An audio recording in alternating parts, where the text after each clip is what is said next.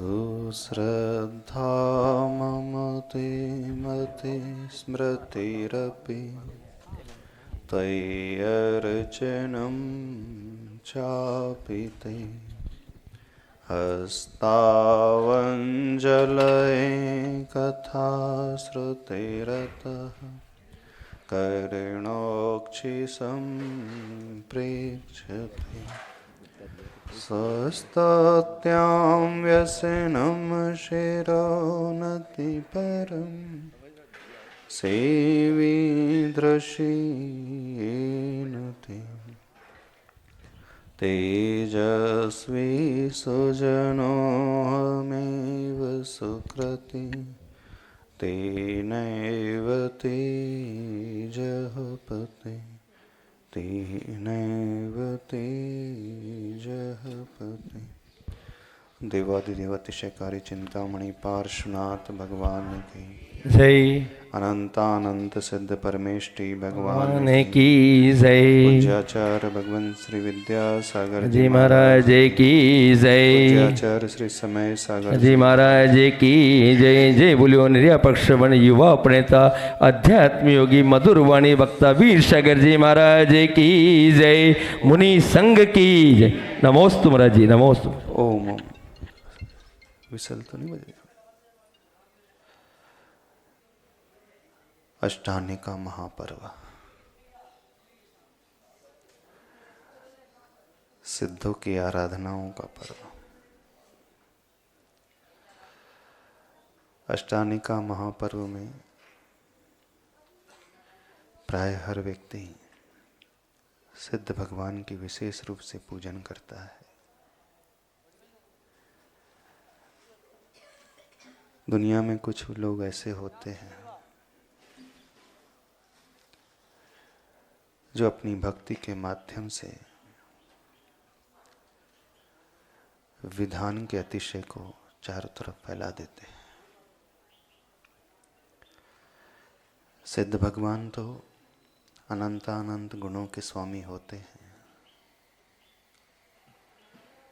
लेकिन उनकी उस प्रसिद्धि को फैलाने वाले स्वयं सिद्ध नहीं होते। उनकी प्रसिद्धि को फैलाने वाला एक भक्त होता है।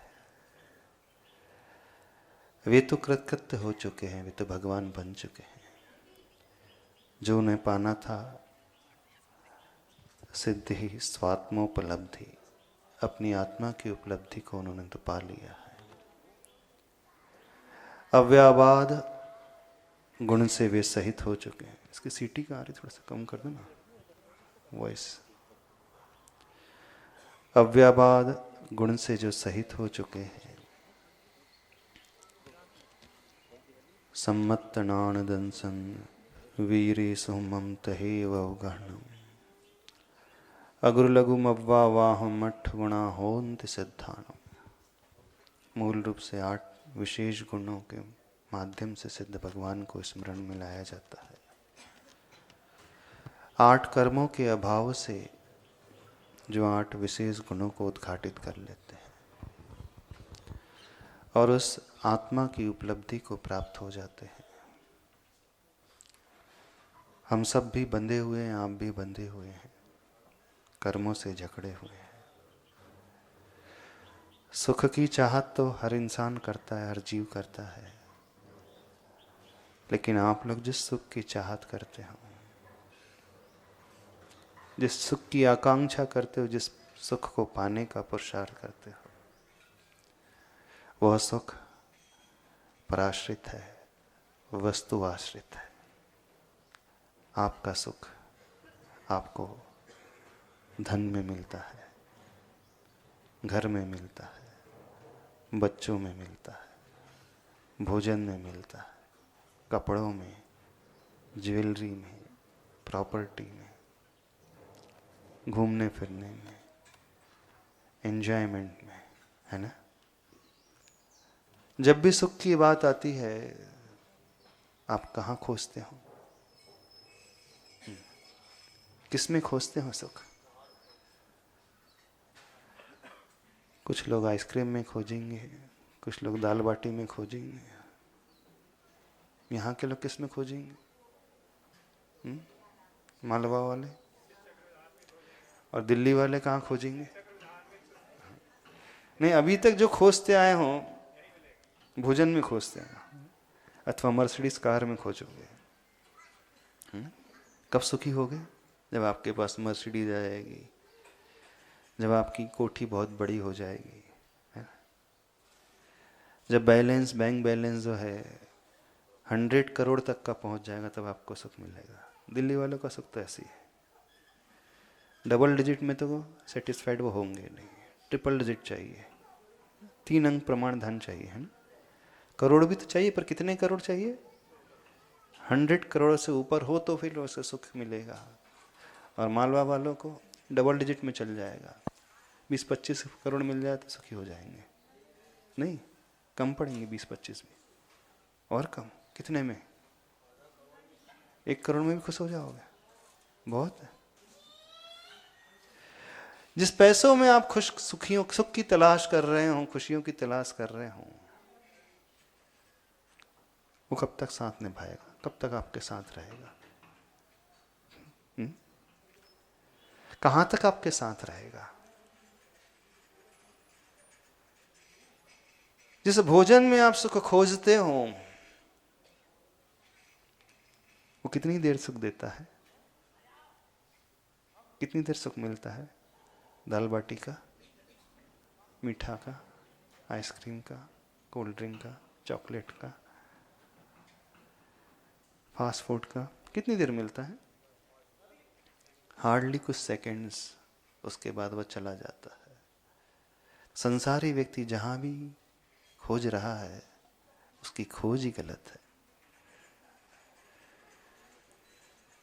चाहत तो हर एक जीव की सुख पाने की होती है, लेकिन उसने जो लक्ष्य डिसाइड किया है वो गलत डिसाइड किया है।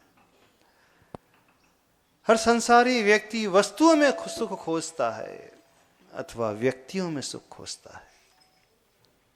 2 ही चीज है। आपको आपके परिवार के सदस्य मिल जाए तो आप सुखी हो जाओगे। बेटा हो जाए, बेटी हो जाए, पोता पोती, वो रहे तो सुखी आप, वो ना रहे तो आप दुखी। कुछ लोग व्यक्ति से ऊपर उठ जाते हैं, वो वस्तुओं में बन जाते हैं। मटेरियल्स अथवा यूं कहें मटेरियलिस्टिक लाइफ जीने में वो अपने आप को सुखी मानते हैं। हाँ, मिलता है सुख, नो डाउट, पर तात्कालिक मिलता है, कुछ क्षण का मिलता है, उसके बाद वो ओझल हो जाता है, नष्ट हो जाता है। जो सिद्ध बने उन्होंने भी सुख की खोज की थी, सुख की आकांक्षा की थी, पर अंतर इतना है, उन्होंने सुख बाहर नहीं खोजा, उन्होंने सुख भीतर खोजा।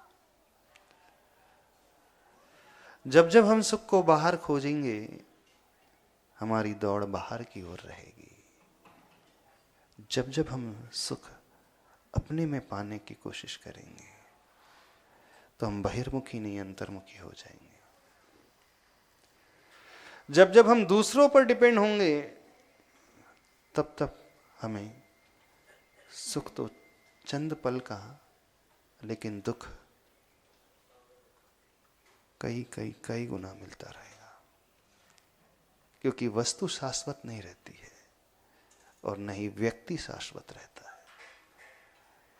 जितना पुरुषार्थ आज का इंसान उन वस्तुओं को बटोरने में कर रहा है, उन संबंधों को निभाने में कर रहा है, अपने आप को जोड़ने में कर रहा है, वो इतनी मेहनत करने के पश्चात जो पाता भी है, उसकी ड्यूरेशन, उसकी स्थिति, उसका काल बहुत कम होता है। या तो जिसमें हम सुख खोजते हैं वो वस्तु छूट जाती है, नष्ट हो जाती है, समाप्त हो जाती है, अथवा जिस व्यक्ति में हम सुख खोजते हैं वो व्यक्ति हमसे जुदा हो जाता है। तो क्यों ना एक ऐसा पुरुषार्थ हो, हम उसमें खोजे जो हमसे कभी जुदा हो ही ना। क्या ये सोचा कभी आप? पूरी जिंदगी हो गई पुरुषार्थ करते करते, मेहनत करते करते। इतनी मेहनत करने के पश्चात जो पाया है वो कितनी देर तक टिकता है? थोड़ी देर तक टिकता, उसके बाद चला जाता है। ऐसा नहीं लगता हमारी दौड़ एक गलत दिशा में चल रही है? एक दूसरा भी रास्ता होता है सुख को पाने का, और वो रास्ता पराश्रित नहीं होता है, वो रास्ता स्वाश्रित होता है। क्योंकि हम स्वयं से कभी अलग नहीं हो सकते। आप जिस बच्चे में सुख खोजते हो, बच्चा एक दिन आपसे दूर हो सकता है, हो जाता है। जिस पति में सुख खोजते हो, जिस पत्नी में सुख खोजते हो, वो पति अथवा पत्नी वो भी चले जाती। लेकिन कुछ ऐसा है हमारे भीतर जो हमसे कभी नहीं छूट सकता। बाकी दुनिया में जो भी हमें मिलता है बाहर से वो छूट जाता है। सत्य यही है, कड़वा सत्य है। जितने भी संयोग होते हैं, जितने भी संबंध होते हैं, संयोग वियोग में बदल जाते हैं, संबंध टूट जाते हैं। जब से आपने होश संभाला, कितनी वर्ष की आयु से होश संभाल लिया आपने? कुछ लोगों ने 15 वर्ष, कुछ 20 साल, कुछ 22, कुछ 25 साल में। जब से आप इस योग्य हो गए कि कुछ कर सको, आपने एक संबंध जोड़ा, एक व्यक्ति को अपने जिंदगी में जोड़ा। वो व्यक्ति आपके साथ कब तक रहेगा? बताइए, कब तक साथ रहेगा? चला जाएगा, दूर हो जाएगा। जिन जिन वस्तुओं को आपने जोड़ करके रखा है, वो वस्तु कब तक रहेंगी? वो भी छूट जाती है। कहने का अभिप्राय, हम बाहर से जिसे भी जोड़ते हैं, जो भी जोड़ते हैं, जितना भी जोड़ते हैं, बाहर से जो भी हम संबंध बनाने की कोशिश करते हैं, बाहर का वो हमेशा के लिए रहता ही नहीं, वो छूटने वाला होता है। तो हमें यह देखना होगा कि आखिर ऐसा क्या है जो हमसे कभी जुदा नहीं होगा। बता सकते हो? जो आपसे कभी नहीं छूट सकता, कभी नहीं छूटेगा, हमेशा के लिए रहेगा। क्या है? उसे सोचें आप, जो कभी नहीं जाने वाला। कितनी भी विकट परिस्थिति क्यों ना आ जाए, मरने के साथ भी, मरने के बाद भी आपका साथ जो नहीं छोड़े। एक कहानी सुनाते हैं, बड़ी अच्छी कथा है, दृष्टांत बड़ा अच्छा।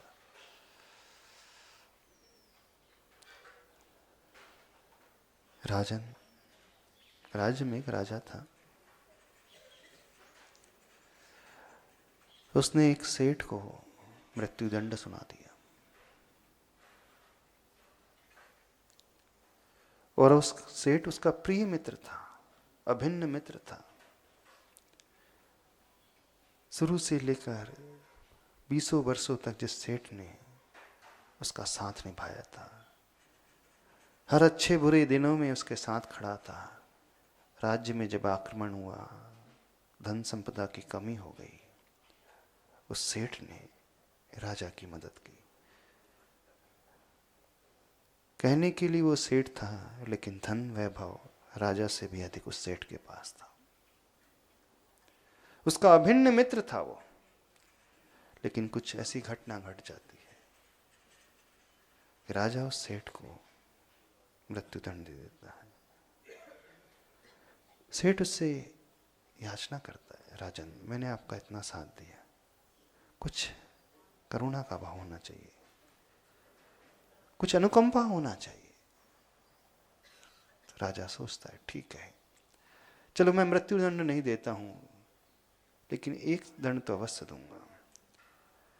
अब आप इस राज्य में रह नहीं पाओगे, अब राज्य को छोड़ करके आपको जाना होगा। यदि राज्य छोड़ करके चले जाओ, लेकिन सारा धन यहीं छोड़ करके जाना होगा। अकेले वो घोषणा कर देता है इस सेठ को अब राज्य से निष्कासित किया जाता है। कोई भी व्यक्ति सेठ जी को अपने घर में शरण ना दे, और जो इसे शरण दे देगा उसे भी राज्य से बाहर कर दिया जाएगा। चारों तरफ घोषणा हो चुकी थी। सेठ जी अपने एक मित्र के पास पहुंचते हैं, पर जैसे ही मित्र के दरवाजे में जाते हैं, दरवाजे से मित्र देखता है, द्वार तुरंत बंद कर लेता है।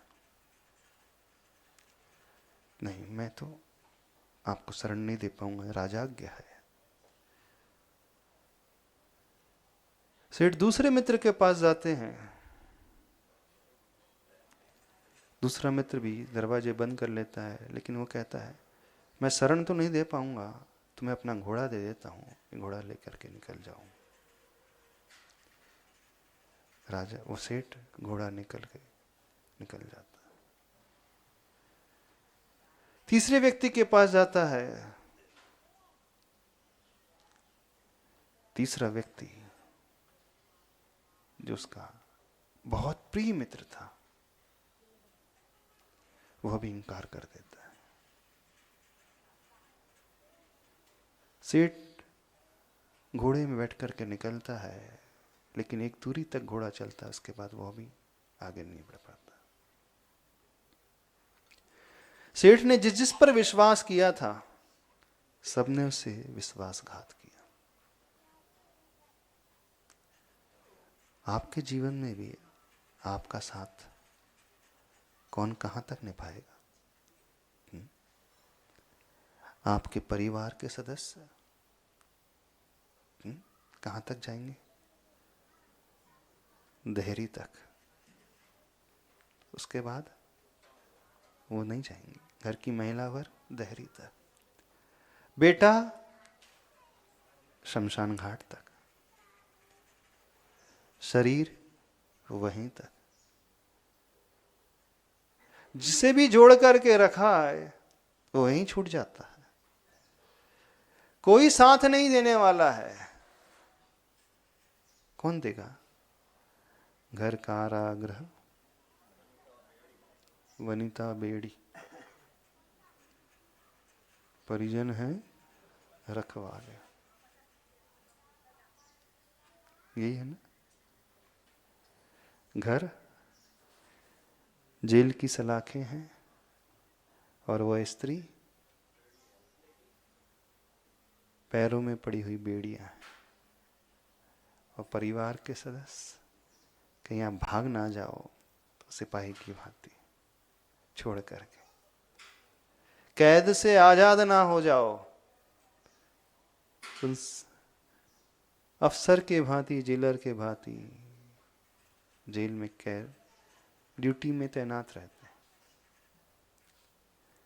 क्या है जो आपके साथ जाता है, आपके वे परिवार के सदस्य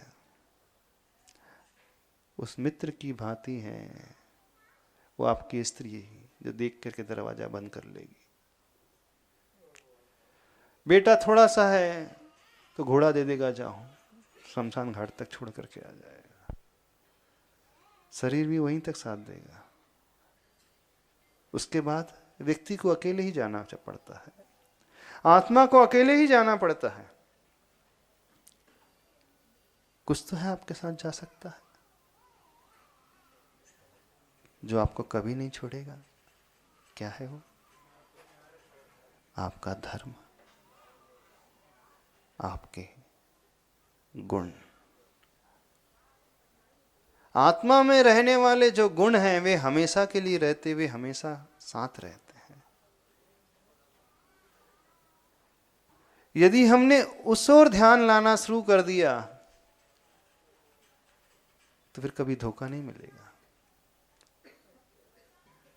सबसे बड़े धोखेबाज यदि कोई है आपके घर में, कौन है? सबसे पहले छोड़ने वाली कौन है? छोड़ने वाला कौन है? हाथ खड़े करने वाला कौन है? जिस पर आपका सबसे ज्यादा विश्वास है। वही है ना कि हर व्यक्ति का विश्वास अपनी पत्नी पे रहता है और सबसे पहले हाथ वो खड़े करती है, वो देहरी से आगे जाती नहीं है वो।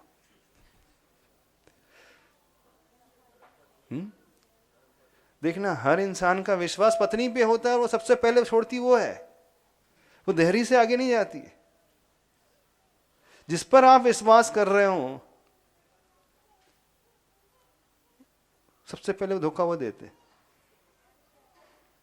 धोखा ही तो देते हैं। नियम ही है। कहां तक जाओगे, कौन जा पाएगा? जिस जिस पर आप विश्वास कर रहे हो उस बेटे पे, वो थोड़ा और आगे तक चला जाएगा, लेकिन वो ही आग लगाता है, वही आग लगाता है।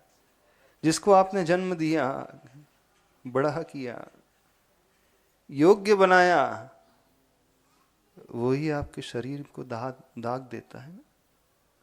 चिता को आग लगाने वाला तो वही होता है। वो विश्वासघाती नहीं है कि नहीं?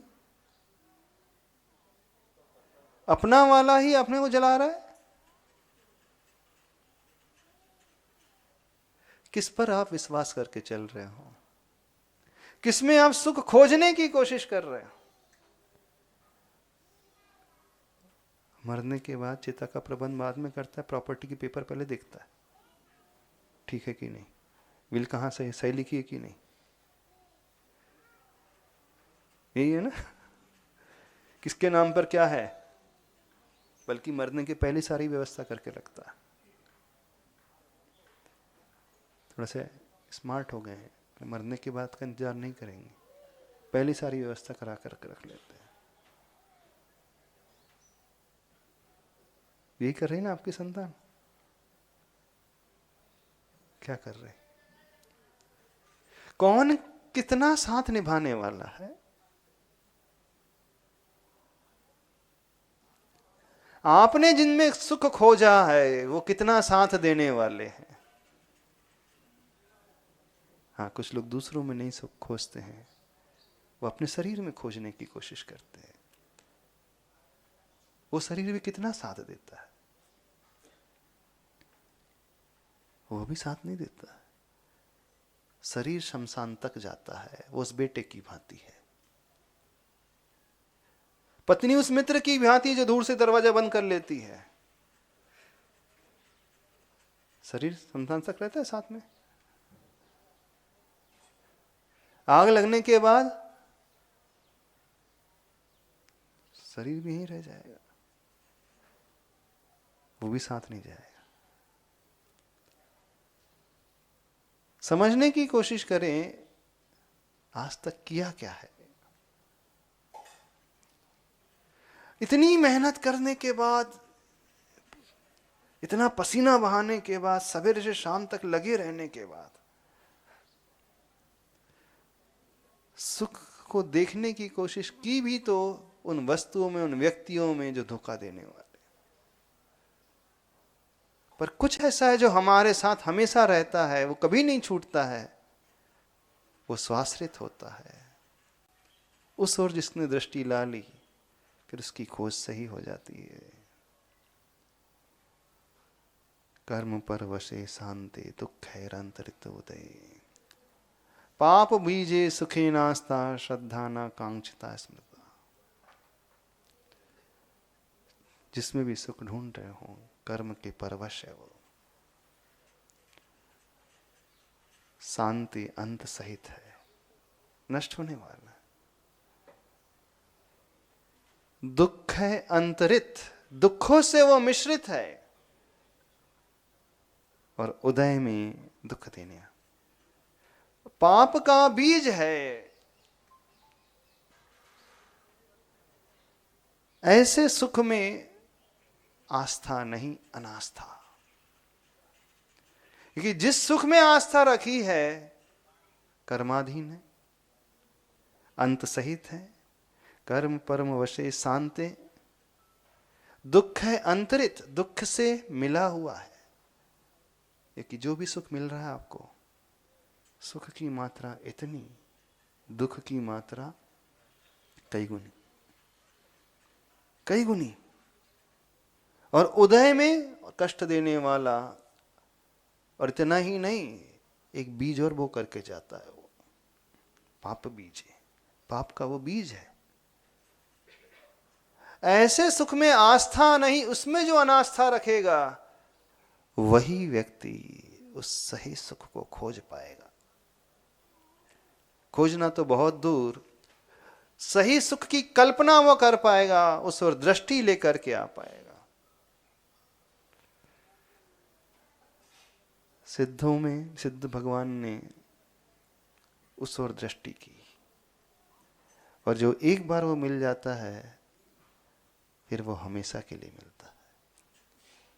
पुरुषार्थ आप भी करते हैं, और पुरुषार्थ पूर्व में उन सिद्धों ने भी किया। कष्ट आप भी सहन करते हैं, कष्ट उन्होंने भी सहन किया कि नहीं?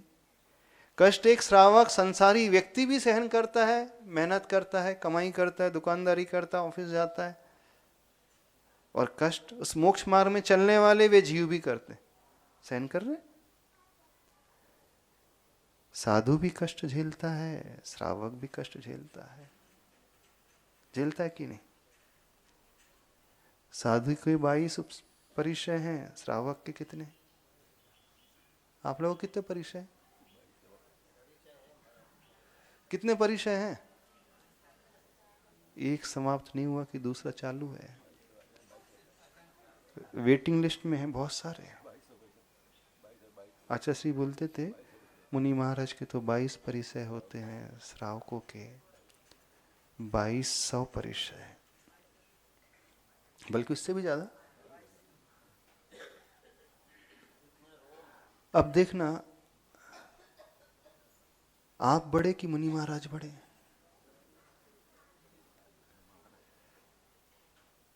जो 22 ही सहन कर रहा है और एक है 2200 22,000 सहन कर रहा है, कौन बड़ा हुआ? आप महान हुए ना। क्यों? आप आगे रह करके सहन कर रहे हैं। 22,000 पता है कि इस मार्ग में, गृहस्थी के मार्ग में हजारों परिचय, हजारों कष्ट हैं, हजारों वेदनाएं, हजारों टेंशन है। दीसत है अति बलवान, दिखते हैं अति बलवान, जो जान करके आ बैल मुझे मार। जो बैल के सामने खड़ा हो जाए, पहलवान के सामने जाकर के खड़ा हो जाए, विघ्न बाधाओं के सामने जाकर के खड़ा हो जाए, वो कायर व्यक्ति तो होता नहीं है। वो बलवान व्यक्ति होता है जो कठिनाइयों को सामना करने के लिए खड़ा हो जाता है। तो आप बहुत बलवान हैं, इतना तो मानना पड़ेगा। जो मुनि महाराज होते हैं वे कायर होते हैं। डर गए वो 22,000 से, 22,000 परिचय से वो डर गए, इसलिए उन्होंने लिमिटेड कर लिया। बोले इतने में अपन संतुष्ट है भाई, 22 ही ठीक है अपने लिए। आप बहुत बलवान हैं, बहुत महान है। नहीं है महान? आपकी महानता को क्या प्रणाम करें? मानना तो पड़ेगा आपके जिगर को, आपके हृदय को, आपकी दिलेरी को, आपके पुरुषार्थ को, कि जान करके आप चक्रव्यूह में प्रवेश कर रहे हैं। अभिमन्यु था ना, जानता था, प्रवेश करने का रास्ता जानता था, साथ में यह भी जानता था कि मैं निकल नहीं पाऊंगा। चक्रव्यूह में प्रवेश करूंगा तो अंदर तो जा सकता हूं, लेकिन उससे बाहर निकल करके रास्ता आने का रास्ता मुझे ज्ञात नहीं है। वो जानता था फंस जाऊंगा, मारा जाऊंगा। और फिर भी जानते हुए भी वो चला गया। तो अभिमन्यु का नाम तो बड़ा आदर सम्मान से लिया जाता है। आप लोग भी जानते हैं संसार रूपी चक्रव्यूह में प्रवेश का रास्ता। सारे जानते हैं ना, मां विशेष रूप से जानती है, इस कारण अपने बच्चे को सबसे पहले ढकेलती है, सबसे पहले प्रवेश कराती है मां। बेटा चला जाए यहां। अब मां ये भी जानती है कि निकलने का रास्ता नहीं जानेगा, फिर भी भेज देती है मां। बहुत करुणामयी मां है उसकी। करुणा तो है उसकी कि क्रूर मां है जो अपने बेटे को चक्रव्यूह में भेज दे। करुणा मानी जाएगी, क्रूर मानी जाएगी? हाँ सेठी जी, क्रूर है तो आप कैसी माता हो? फंसाने का रास्ता तो बता देती हो अपने बच्चों को, कभी निकलने का रास्ता बताती हो? हाँ, तो बोले हम तो डूबे हैं तो तुमको भी लेके डूबेंगे, हम फंस चुके तो आप तुमको भी फंसाएंगे, ऐसा कैसे हो? कहां खोज रहे हो? या तो आप बहुत बलवान हो या एक नंबर के निरे मूर्ख हो। क्या कहें अब हम? आप ही बोल दो, क्या कह दे? जो आप कहोगे वो हम मान लेंगे। बलवान हो, मूर्ख हो कि मूर्ख शिरोमणि?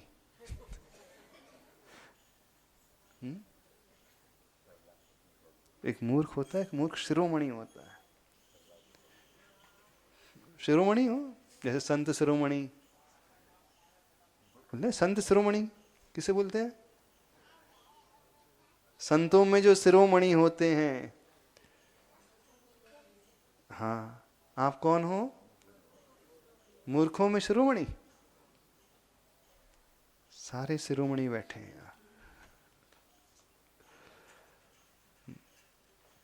जान करके फंसते चले जा रहे हो, फंसाते चले जा रहे हो, स्वयं तो फंसते चले जा रहे हो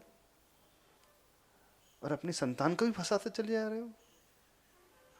मां तो वो होती है जो स्वयं कष्टों में हो तो संतान को सुख देने वाली होती है, स्वयं भूखी रहती है उसे खिलाती है, स्वयं सहन करती है लेकिन उसे सुख देती है।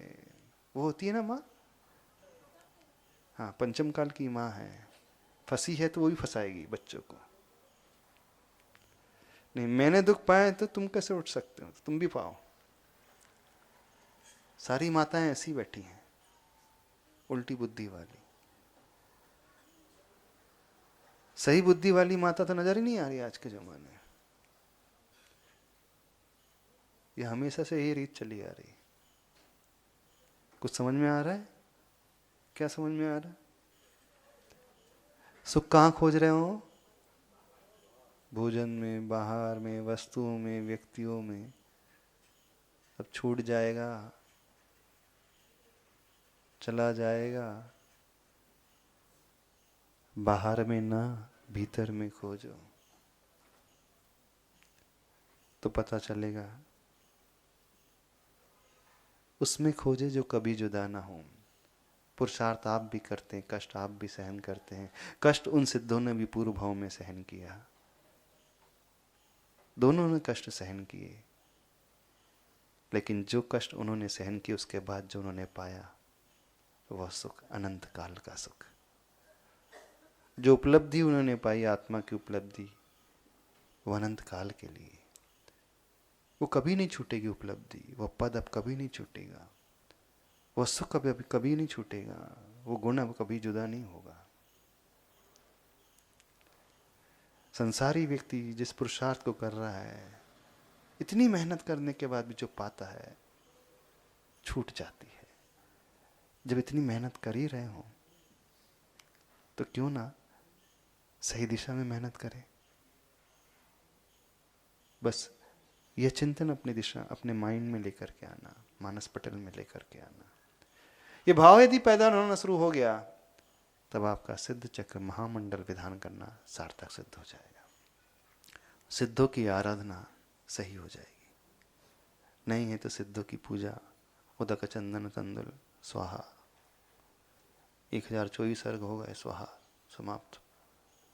ऐसा नहीं करना। पूजन करके वो भीतर की प्यास जागृत होना चाहिए। कौन सी प्यास? शाश्वत को पाने की प्यास, अनंत को पाने की प्यास, जो कभी छूटे ना हमसे, उसे पाने की प्यास। अभी चलने की बात नहीं कर रहे हैं, अंदर से वो आकांक्षा तो पैदा हो। अभी तो आकांक्षा ही पैदा नहीं हो रही है। सबकी आकांक्षा है, बाहर की आकांक्षा है, यही है ना। बस ये विचार लेकर के आ जाओ तो सब कुछ बदल जाएगा। आपकी आराधना सार्थक हो जाएगी। इस भाव से सिद्ध भगवान को देखने की कोशिश करो। ये सही देखना कहलाता है। ठीक है, समय हो रहा है? हो गया? हो गया, समय हो गया। समय हो जाए उससे पहले जाग जाओ, बहुत अच्छा है। समय आने पे तो सब सो ही जाते हैं। समय होने से पूर्व जागे तब तो बात है। बोले आचार्य परमेष्टि गुरुदेव श्री विद्यासागर जी महाराज, अनंत आनंद सिद्ध परमेष्टि भगवान, बोधि समाधि परिणाम शुद्धि स्वात्मोपलब्धि शिव शौक सिद्धि चिंतामणिं चिंतित वस्तुदान त्वां वंद मानस ममास्तु।